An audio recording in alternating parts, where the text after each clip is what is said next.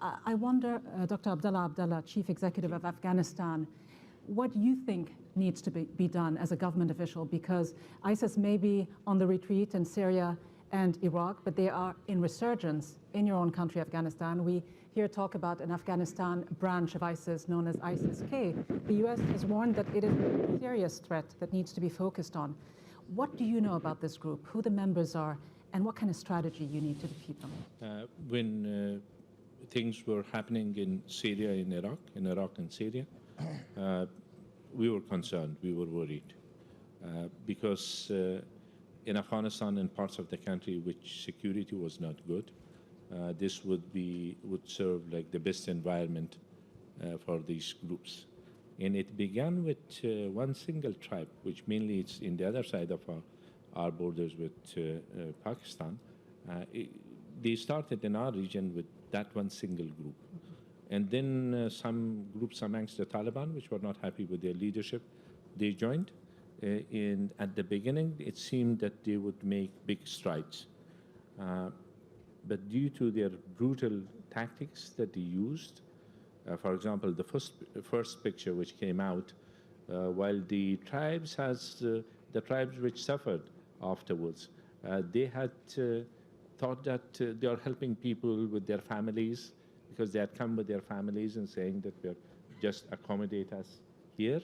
But the first thing what they did was to, once they consolidated their feet on the ground, they blew up 10 elders from the same tribe. Like they were, the picture is like, even to describe it is difficult. 10 people sitting there, and underneath it was already mined, and they blew. So, so if they are being manipulated, and you've had time to observe them, if, as you say, these groups are able to tell them, join us, we will give you the economic opportunities. That's part of it.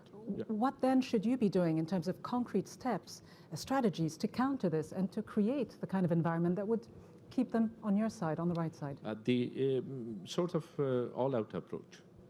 Like in short term, in mid-term, there will be things to be done. In longer term, of course. The real answer is, of course, education. And sometimes they start working on children from the age of 4, 5, 6. And their parents are needy people, and they have no choice. They allow them there. And then when they are 14 or 15, they know nothing but violence that they are exposed to. They show them videos. They take them to the areas where they themselves witness those sort of violence, and that becomes part of their life. So it's an all-out approach. Ulama can play a role. The people of civil society, elders. But should the government take the lead? Yes, of course, as we are doing in that case. That's why ISIS has been contained in Afghanistan. So after a while, when they spread their control in some parts of the country, now they are contained in eastern part. Well, that's not what the U.S. commander of Central Command, General Vogel, says. He said they represent a very sophisticated and dangerous threat that we have to stay focused on. And he says they're very good at using social media to spread their message. Yeah. I want to just take the conversation away for a minute, and then we'll continue on this line. Underrated, or let's face it, is the region facing too many important challenges to be thinking positively and hoping and getting excited about the World Cup? We're talking about conflicts that are raging, not just the lack of opportunities. We're talking about drones overhead. We're talking about a lot going on. No, the impact of sport we cannot underestimate.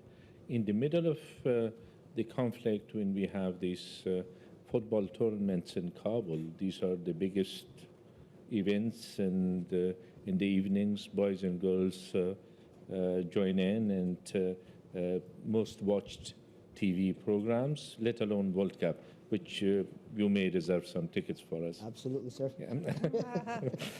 And in terms of governments, the governments not using extremism and terrorism as a means of achieving foreign policy objective. That's the key. That's the first decision that any government should take.